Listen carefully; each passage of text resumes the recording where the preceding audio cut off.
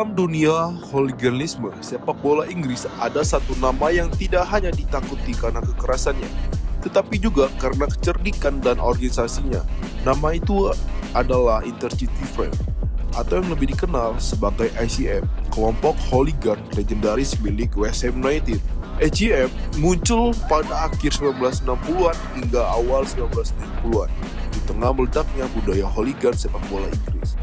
Nama Intercity Frame berasal dari cara mereka berpergian ke laga tandang menggunakan kereta Intercity, bukan kereta khusus supporter.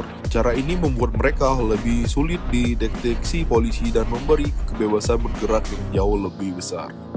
Berbeda dengan banyak kelompok hooligan lain yang mengandalkan jumlah massa, ICF mengedepankan strategi perencanaan dan identitas. Mereka tidak tampil mencolok dengan sial atau atribut klub. Sebaliknya, mereka mengenakan pakaian kasual mahal, jaket, sepatu kulit, dan gaya rapi yang kelak melahirkan budaya kasual dalam dunia hooligan. Pada era 1970 sampai 1980-an, ICF dikenal sebagai salah satu frame yang paling ditakuti dan disegani di Inggris. Mereka sering mengatur pertemuan atau bentrokan jauh dari stadion, di pub, stasiun, atau area kota lawan. Kekerasan bukan spontan, melainkan hasil perjanjian tidak tertulis antara frame. Salah satu ciri khas ICF adalah provokasi psikologis setelah bentrokan mereka karena meninggalkan kartu atau pesan dengan tulisan terkenal, "Congratulations, you have just Smithy ICF." Tindakan ini memperkuat reputasi mereka sebagai kelompok yang bukan hanya brutal, tetapi juga penuh simbol dan intimidasi. Tokoh paling terkenal dari Intercity Frame adalah Cass Pennant, seorang hooligan berdarah Jamaika yang tumbuh di lingkungan keras London Timur.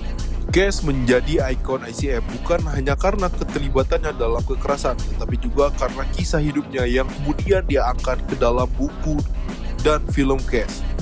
Lewat ceritanya, publik melihat sisi lain hooliganisme, identitas, pencarian pengakuan, dan loyalitas ekstrim.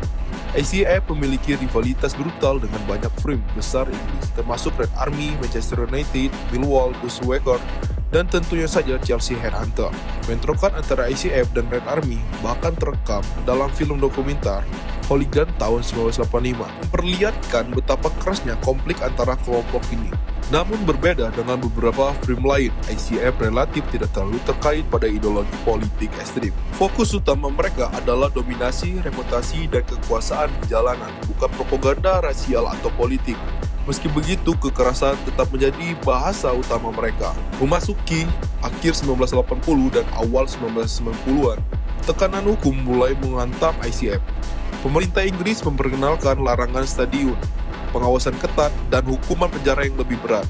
Banyak anggota ICF dipenjara, pensiun, atau meninggalkan dunia hooligan. Sebagian mantan anggota, termasuk Cass Pennant, kemudian menulis buku dan berbicara terbuka tentang masa lalu mereka. Ironisnya, pengakuan ini justru memperkuat legenda ICF di mata publik dan budaya pop. Hari ini, Intercity Frame secara resmi sudah tidak aktif seperti dulu, namun pengaruh mereka masih terasa. Budaya kasual, gaya berpakaian hooligan modern, dan cara Frame beroperasi dengan struktur rapi adalah warisan langsung dari ICF. Dalam sejarah gelap sepak bola Inggris, Intercity Frame dikenal bukan hanya sebagai kelompok paling keras, tapi juga sebagai hooligan paling cerdas dan terorganisir yang pernah ada. Kalau kalian suka video cerita seperti ini, jangan lupa like, subscribe, dan share ke teman-teman kalian. Terima kasih sudah menonton, sampai ketemu di video berikutnya.